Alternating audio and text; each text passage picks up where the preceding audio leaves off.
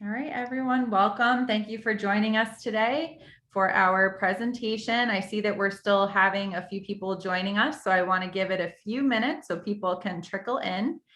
And then I will introduce our presenter after giving you guys somewhat of a breakdown of how today is going to run. So when we start the presentation, you will not have access to the chat function, but if you have any questions throughout the presentation, please put them into the Q&A function. We will be having a live Q&A at the end of the session, so just make sure you get anything that comes to your mind in there. Do not be shy, and we will be answering those questions live at the end of the presentation. So right now, I am going to turn it over to our presenter, Ms. Guglielmo Elmo, and she will be taking over from here. So take it away. Great. Thank you so much. I'm so happy to be here today to speak with you, to let you know a little bit about our program.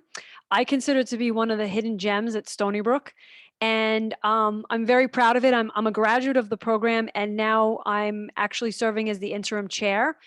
I have had many different roles within the program, and I'm excited to let you know about it today. So what I'd like to do is let you know a little bit about what this major and then this career entails, because I'm sure, like most people I speak to, they're not really sure what it is we actually do in the lab. So on this slide, why I chose this is because I really like at the bottom all the images of individuals working in the lab. So you might think of just the white lab coat, and maybe you've seen some shows like CSI or Bones, and you know of forensics, but you might not really be sure of what it is that we actually do in the lab. So today what I want to do is talk to you a little bit about the different roles that we play, and also to let you know a little bit about the program here at Stony Brook. So if we take a look at the bottom, one thing that's in common to many of the pictures is the use of the microscope.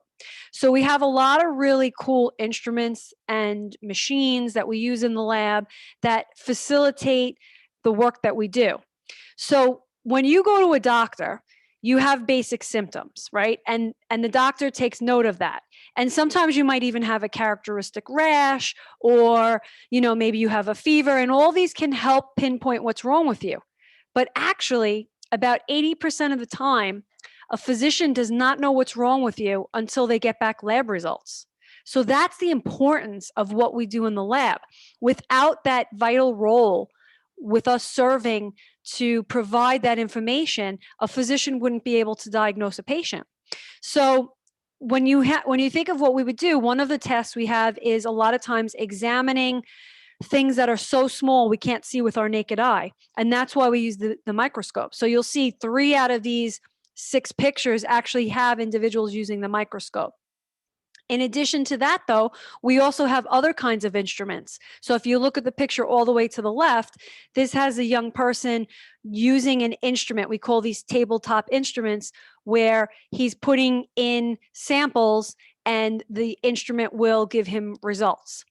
What's really great about this profession is it's not just about simply taking a sample, putting it into an instrument, pressing a button, and getting a result.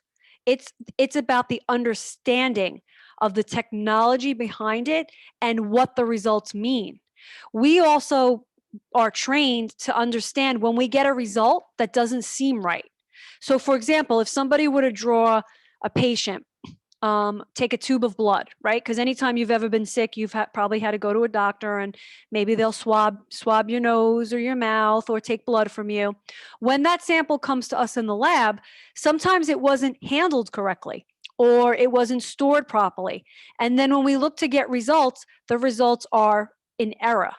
So you may have heard, I know with COVID testing, right, there's a lot of, is it a false positive? Is it a false negative? Well, we get trained in this profession to understand what that actually means.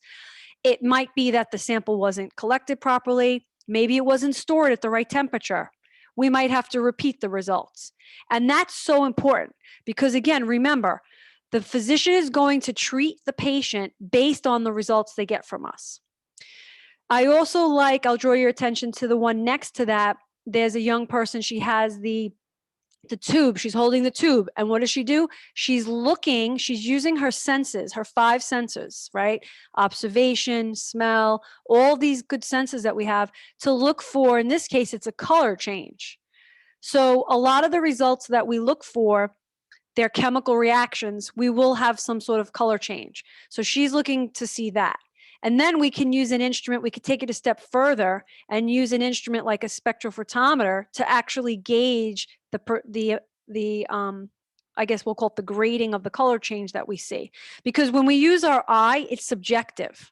If we were to give it a rating on a scale of 1 to 4, right, in terms of intensity, what I would call a 4 might be different than what somebody would call a 4. So that's why we use other instruments to assist us as well. And last but not least, in the center, this young man has on his eye protection, because anytime you're going to use any sort of ultraviolet or other types of light, you have to protect your eyes. And he's looking at a gel. And usually when we do gel analysis, we're doing some kind of DNA testing.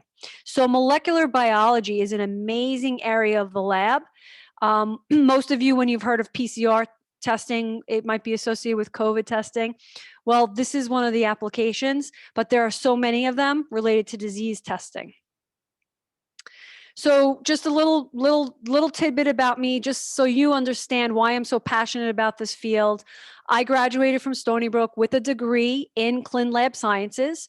The profession has actually undergone a name change. Back then we were called medical technologists, but it really is the same profession. It just changed its name. And I started out as an adjunct in the department over 20 years ago. And then I sort of worked my way up from adjunct to full-time. Now I'm serving as the chair of the interim chair of the program. And why I really love this profession is when I was a Stony Brook student, and you guys might experience this, sometimes you start out and you're not really sure what you want to do. So I was taking the general biology sequence classes, and I knew that I loved hands-on. I knew I wanted to work and make a difference, but I really wasn't sure where. So I went to the career office on campus at Stony Brook, and that's actually how I found out about this particular major. So you guys are sort of ahead of a curve in a sense, because you're already finding out this information at such a pivotal point, which is when you're first applying to Stony Brook or first coming to Stony Brook. A lot of times I will advise students that are in their 4th year, they're already about to graduate. And let's say they majored in biology or chemistry, and they say to me, wow, I wish I knew about this major when I first started out at Stony Brook, because I would have chosen that path then. Okay. So again, I really kudos to you for attending as many sessions as possible. You should explore your interests. So the profession is a medical laboratory scientist. And our program is called Clinical Laboratory Sciences. And again, we're a vital part of that medical team. It is a bachelor's degree program, and it is considered a 2+2 program. By that, we mean there's 2 years of prerequisites that you would accomplish or take care of before you would come to our 2-year program. I'm going to show you what those prerequisites are, because you'll see that what we're requiring and asking students to do are very much in line with what you would do for any of the healthcare professions. So that's another important thing to mention, because as you start your career in school, when you start taking classes that 1st and 2nd year, it's understandable if you're not 100% sure what you want to do. So let's say you start out and you're taking the prereqs for the general science prereqs for, say, just biology, or you think you want to go nursing. Well, you'll find that if you change your mind, that what we're asking you to complete would set you up to be able to do basically any of these healthcare related fields. So that's something good when you're pursuing a program.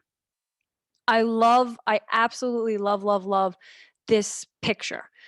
Why I love it is because it shows you, when you start with the basic 4-year degree in Clin Lab Sciences, really the depth and breadth of all the different areas you could possibly be working in. Okay. Now, I know as a young person, right, you may find that you get easily distracted. You have social media, and all sorts of technology that I didn't have when I grew up. So you're used to things moving quickly.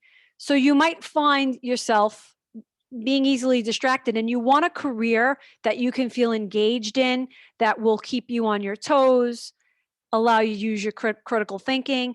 And that's what this profession does. So if we start out by looking at the left-hand side, when you get trained and go through the courses, we emphasize 4 basic areas. The 4 basic areas within the lab are the areas of blood bank, chemistry, microbiology, which I have up there as bacteriology, and hematology. Those are just our 4 basic areas. But what you have to realize about the lab profession is there's so many other cool, exciting, different areas that you could go to work in. So for myself, I started with this 4-year degree. I knew when I was a student at Stony Brook that I loved forensic science. So I went on and pursued a master's in forensic science and then worked in a crime lab for 10 years. Okay. And why was that possible? Because of the outstanding foundation I got here at Stony Brook and part of the CLS program.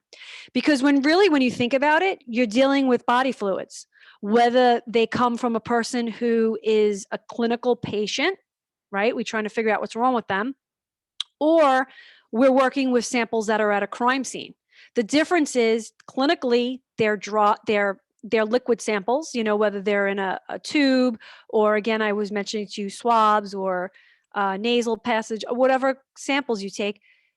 That's different than the samples at a crime lab or a crime scene, but it's the same technology. So whether we're using PCR to do a COVID sample or PCR to do a DNA profile on an unknown sample taken at a crime scene, it's the same foundation. So that's one of the areas that you can go into.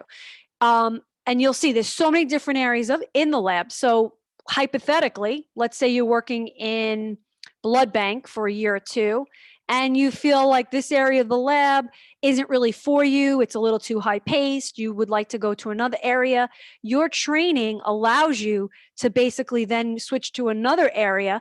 And yes, you're going to have to, work on certain samples and basically be refreshed with how to work in that area, but you have the foundation and the training and the certification to do so. So it's really an outstanding profession. I love to promote it. The graduates of our program get anywhere from 3 and upwards job offers each year. The starting salary is at least 70 grand. A lot of my students who graduate from the program, in addition to their full-time job, they take on per diem work, especially with COVID, right? There's so much testing to be done that it's not unusual for some of my new graduates to tell me they're making closer to $100,000. That's outstanding. Okay. I do want to emphasize there are other professions over here to the right.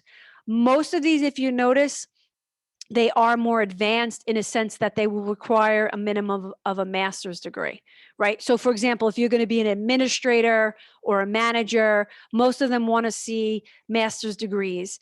And students in the CLS program can go on. We do have a master's in molecular biology. That is part of our CLS program.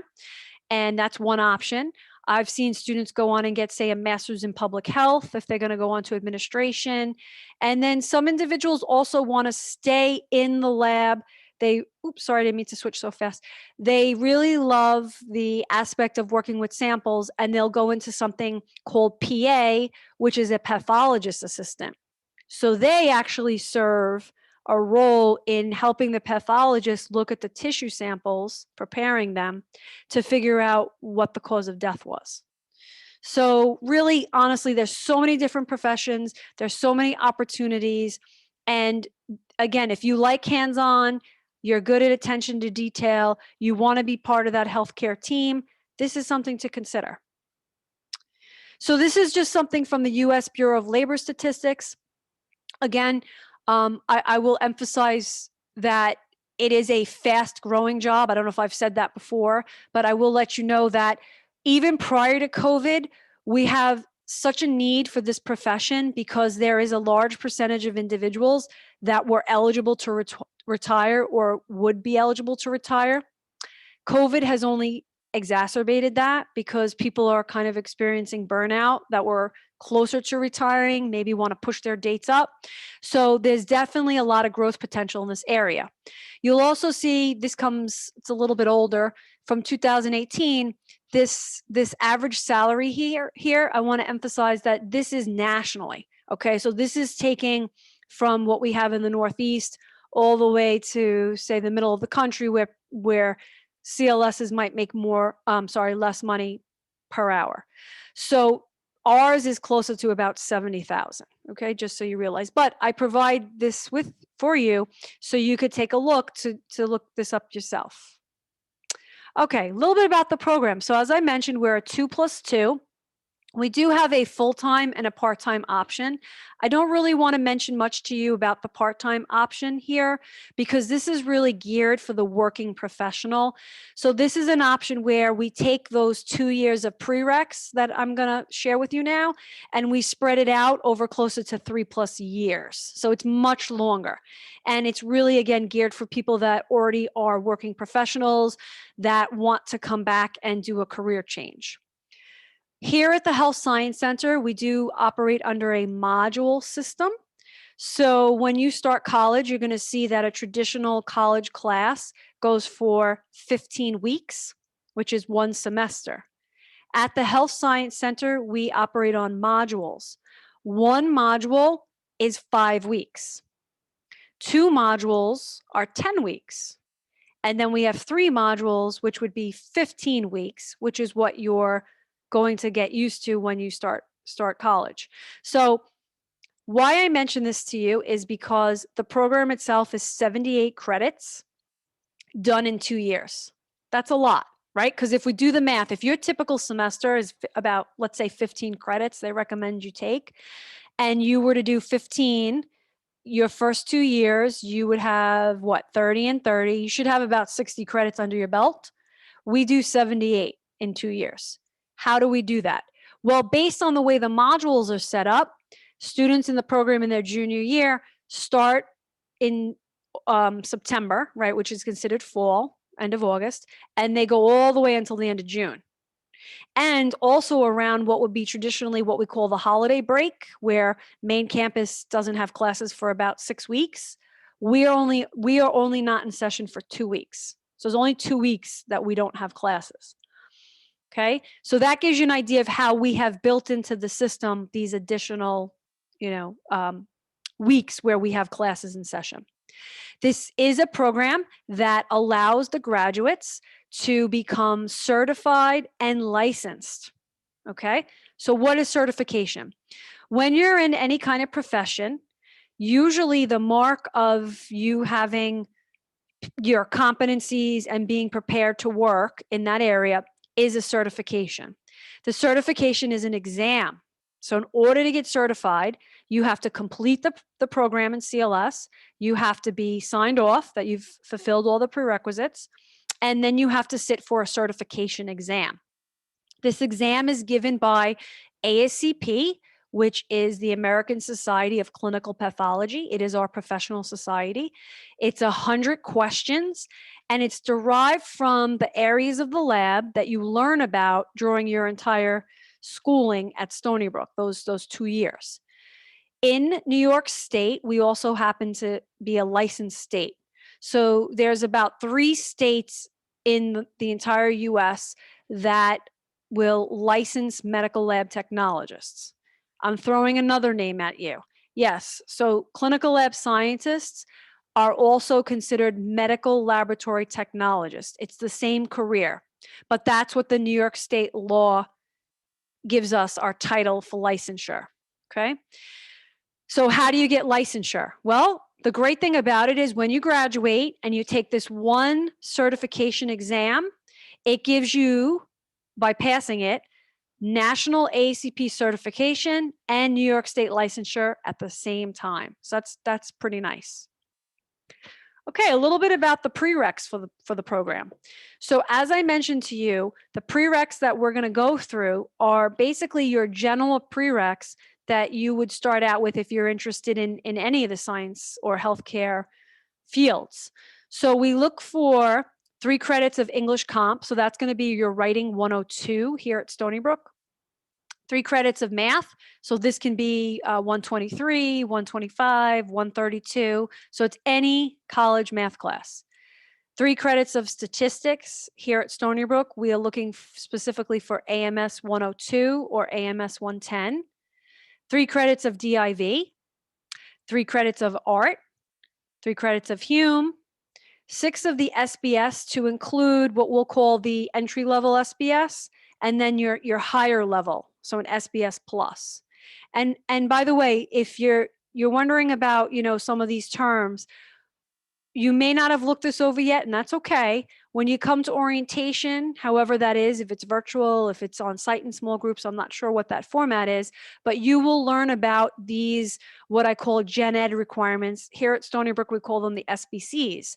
So SBCs are great because what it is, it's kind of guaranteeing, or it's not kind of, it is guaranteeing that when somebody graduates from Stony Brook, they're well-rounded, right? So whether you're in business or you're in science or you're an art major, we all know that you have these general background classes. So now this is a lab science class or program. So where are the sciences? Well, here they are. So we look for 12 credits in chemistry, and that will be your Chem 131, 132, 133, 134 sequence, as well as organic chem. 8 credits of bio to include bio 202, 203, 204, and then 3 credits of general micro, which is bio 315. Okay, so those are prereqs. I want to emphasize also that we look for a minimum of a C. So if you take one of these classes at Stony Brook, like let's say you take the 203. 203, hands down now, I mean, I've been advising students for a long time. If students are going to have trouble in a class, it's usually that one. And they will say to me, oh, I'm going to GPNC it. I'm not going to get the grade. We can't accept that. You can't have like a pass or a fail. You have to have a letter grade, and it has to be a C or better. And overall, so if you were to take all these credits, C or better, it's a 2.5. It is the minimum you can have. Most students that enter into the CLS program have a 3.2, 3.4, 3.5, so much higher than that. The reason why we have it at 2.5, I had somebody ask me this the other day in advising, and they said, why is it a 2.5?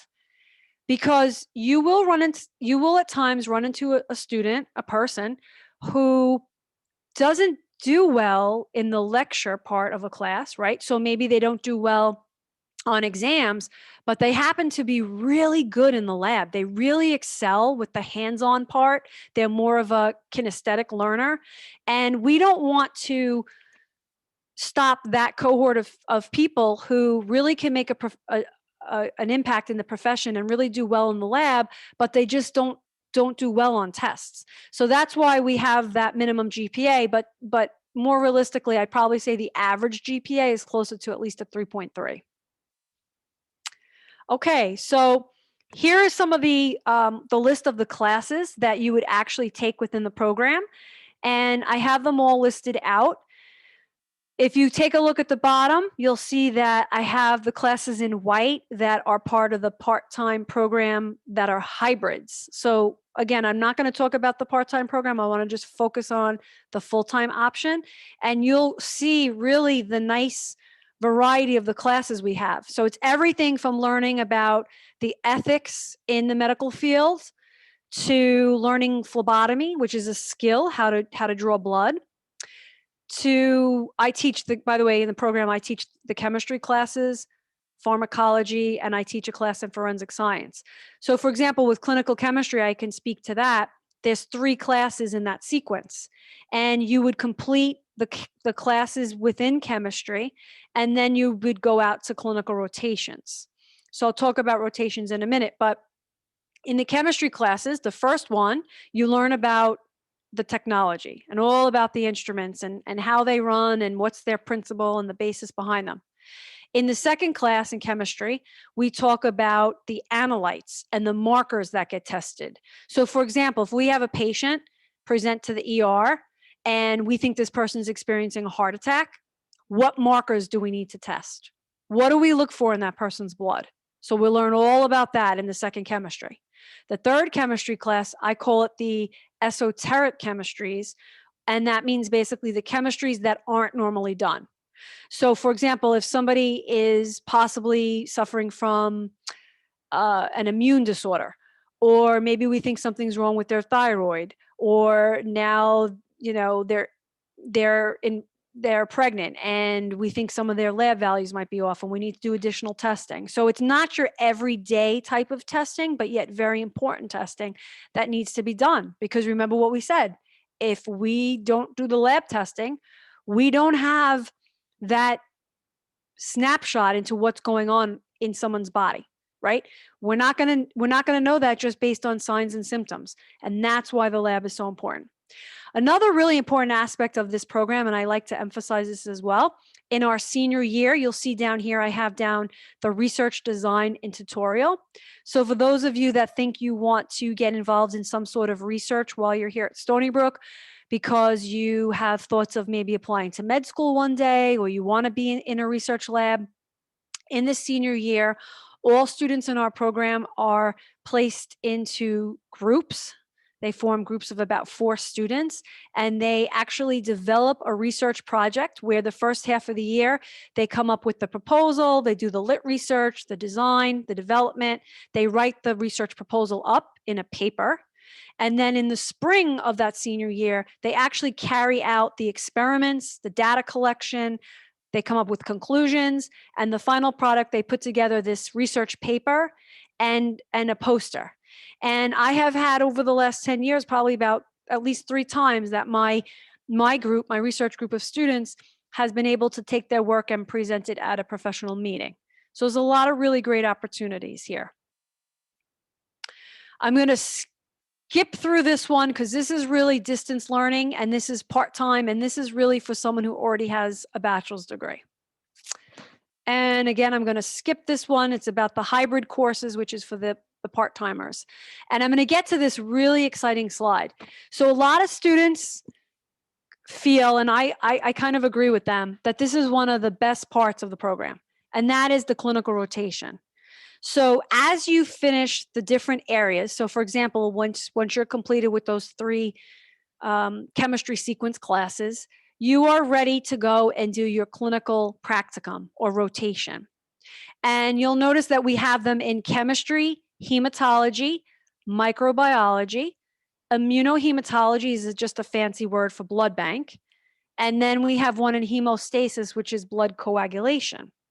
So you'll also notice that they are different times. Altogether, the rotations equal 17 weeks.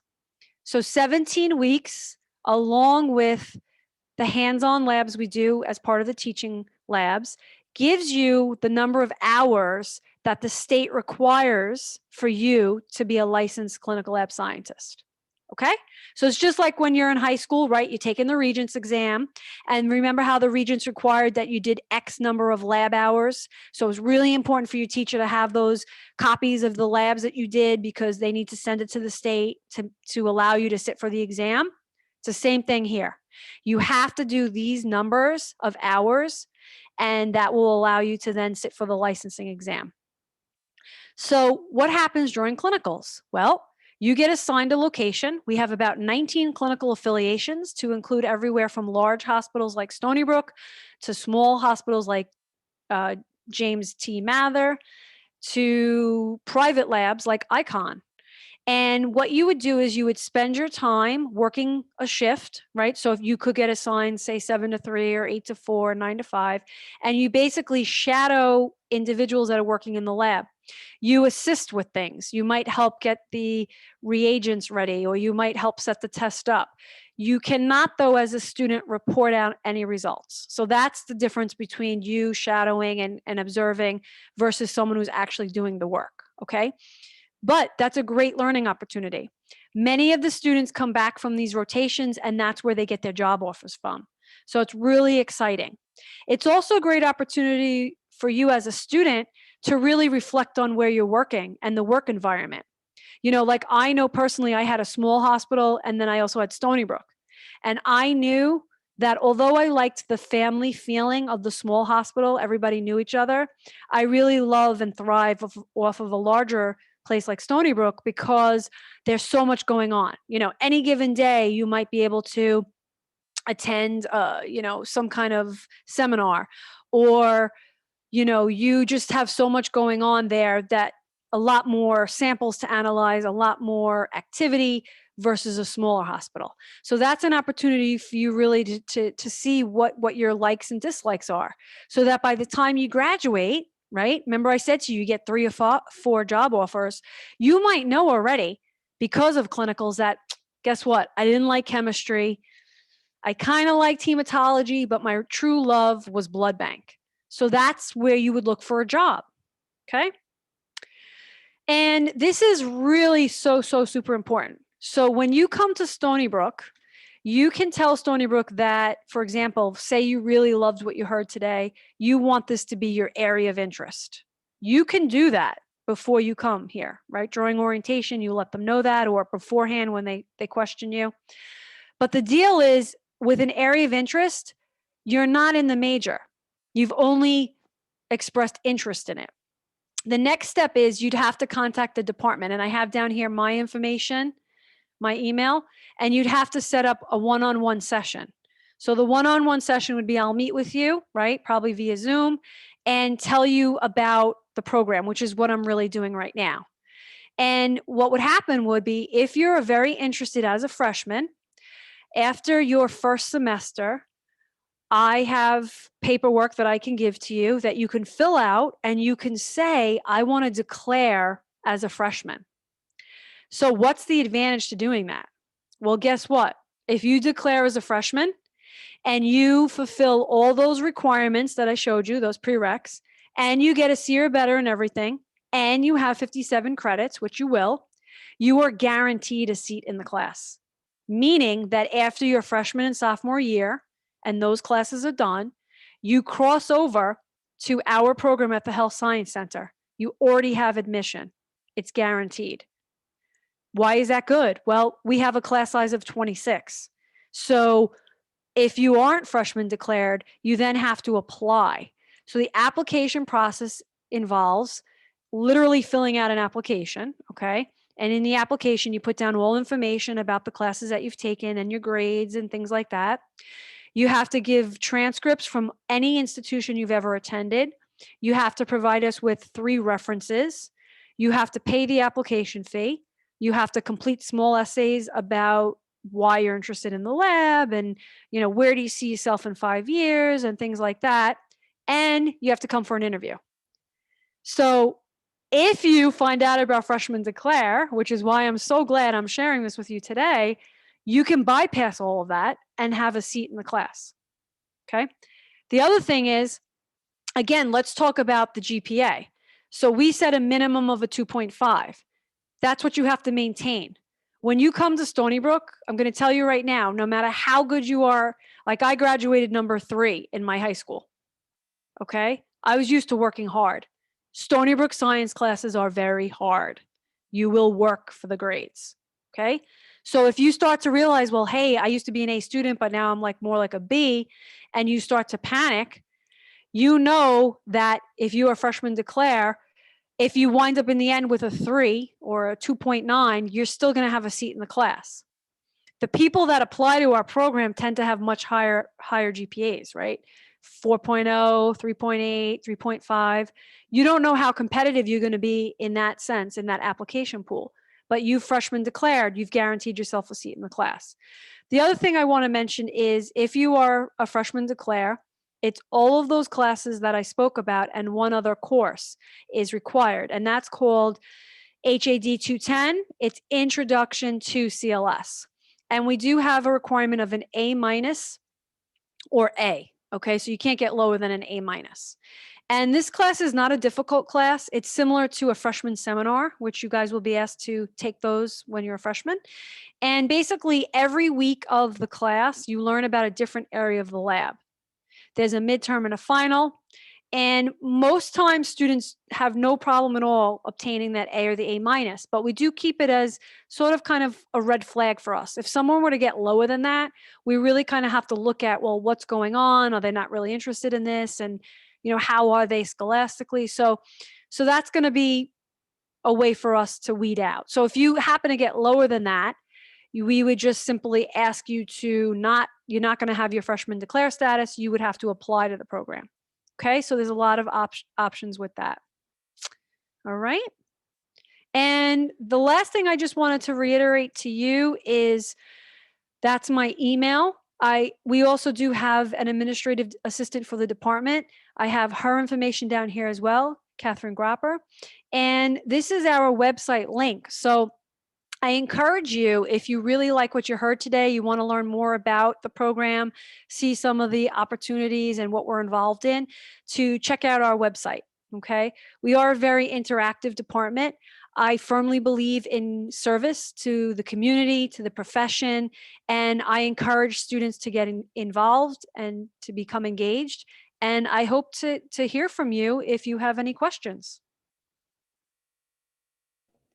Great. Thank you, Jeannie. That was an awesome presentation. So yeah, if anyone has any questions, please submit them into the Q&A. Again, don't be shy. No question is a bad question or anything like that.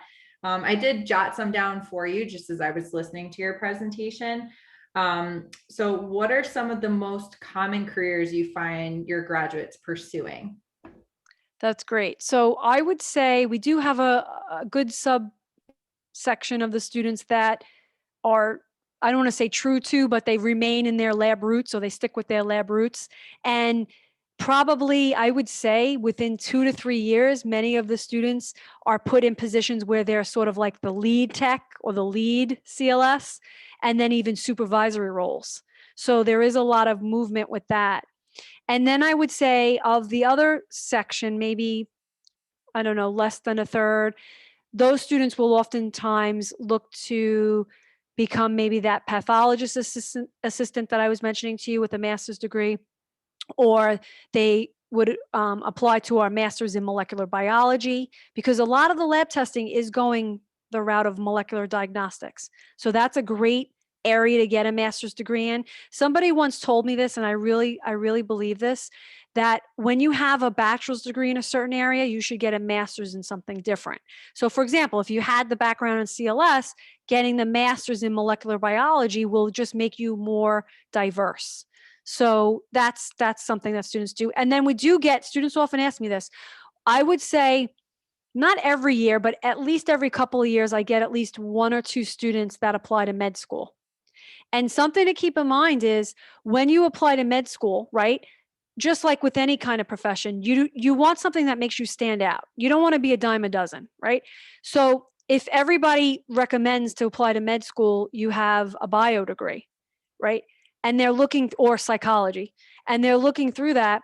Well, if you have a degree in clin lab science, you would stand out. Why you stand out is most physicians, and this isn't to knock them, they get very little training in the lab profession.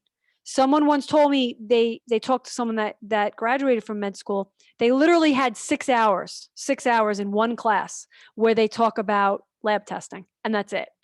So imagine how strong your application would be, and how, I feel how impacted you would be as a physician if you were able to really understand what the lab tests are about, and what it means when you get the lab results back.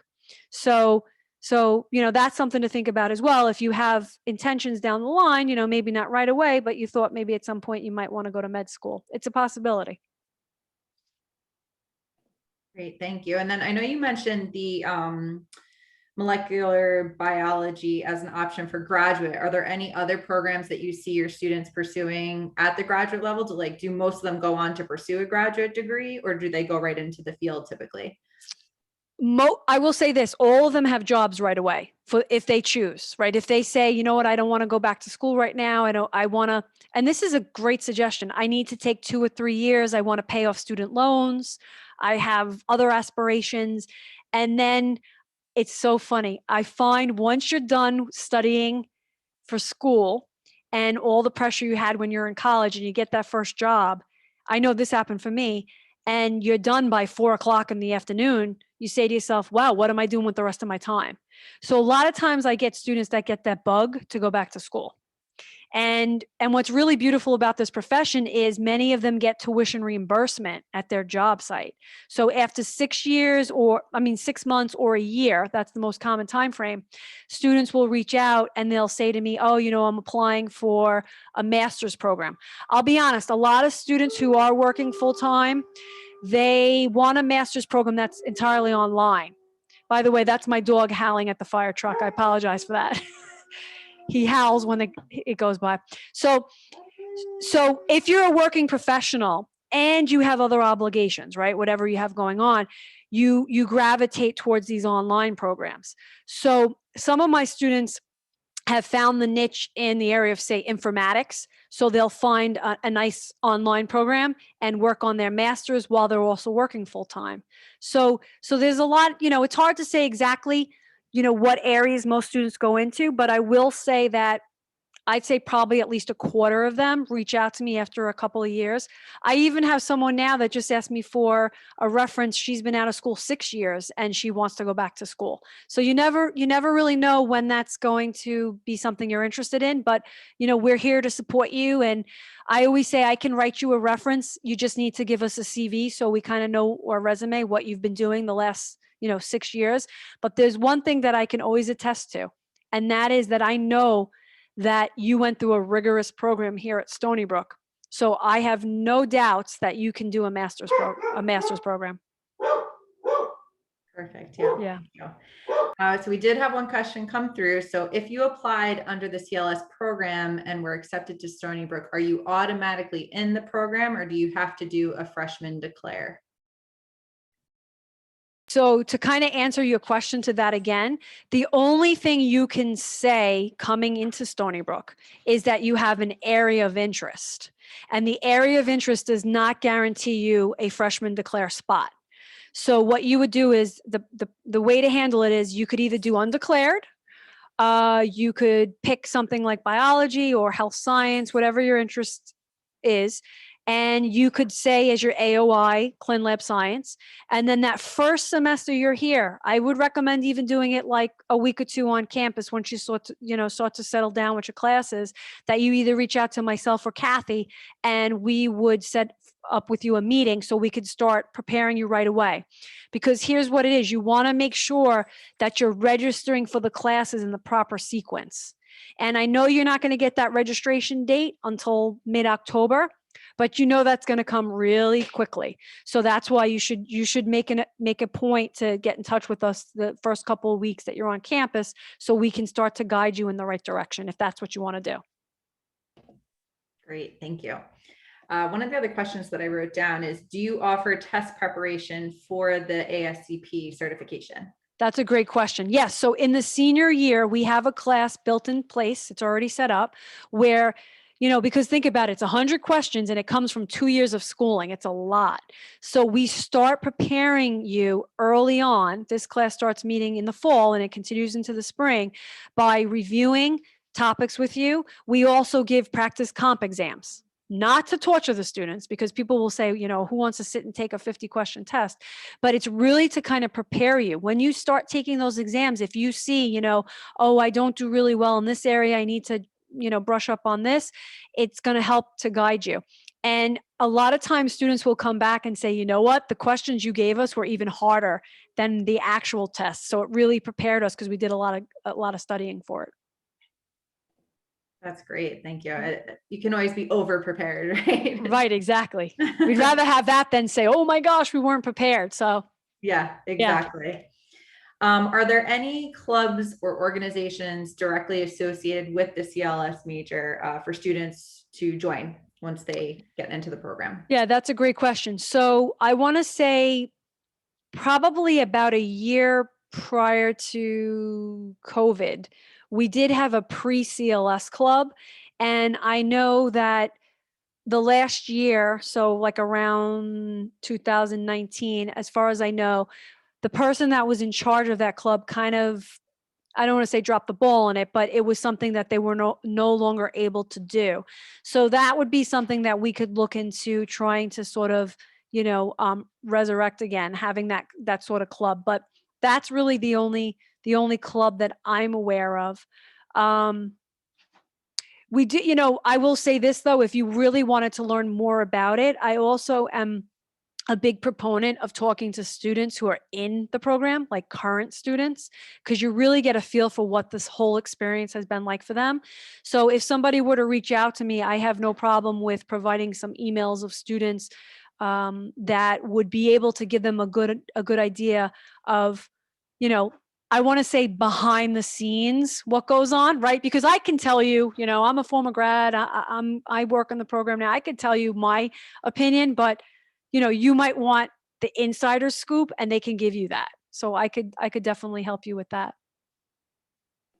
Awesome. Yeah, it's always great to hear peer to peer. I feel like it's Yeah, just, exactly. they're in the shoes that you're likely going to be in. So totally makes sense.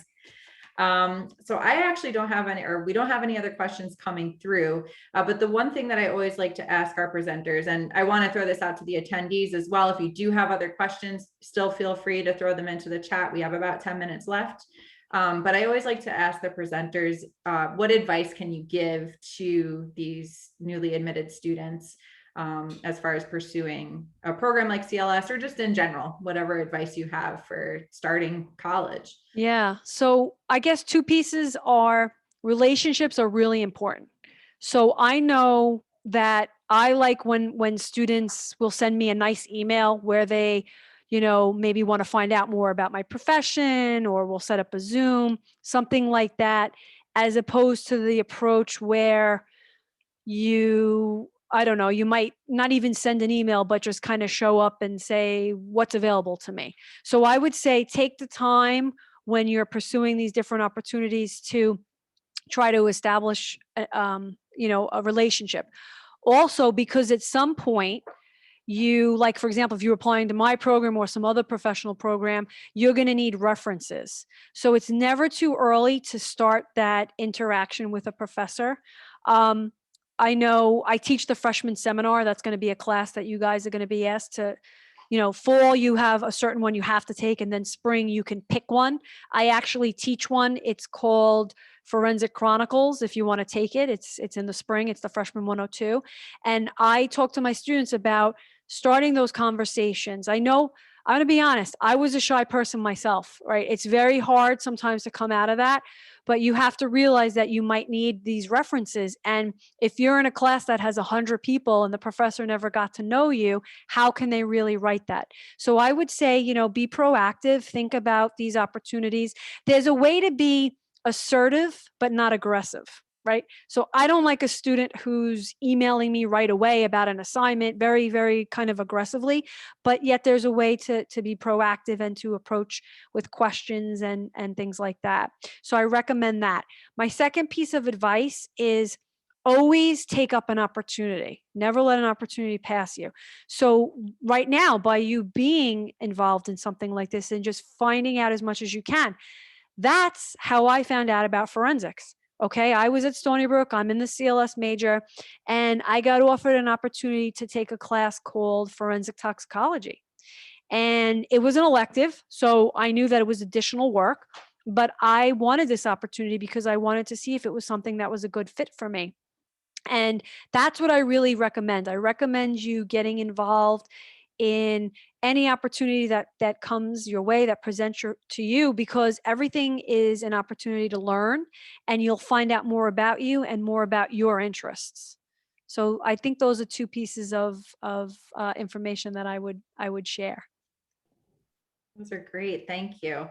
And I did come up with one other question. So as far as coordinating the placements, whether it be at the clinical rotations or any other type of more experiential hands-on learning, which I feel like the majority of this program is, but Yeah. in terms of those placements, is that more the career center that helps students get placed, or is it more in-house in your department? Like, do you help with that? How That's a does great question. So as part of the department, we have a director of clinical education.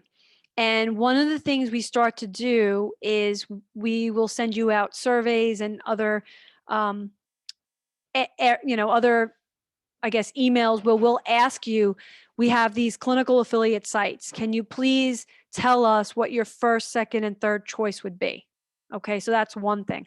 A second thing is we let students know also that we can't provide them the transportation. So that's something that's important.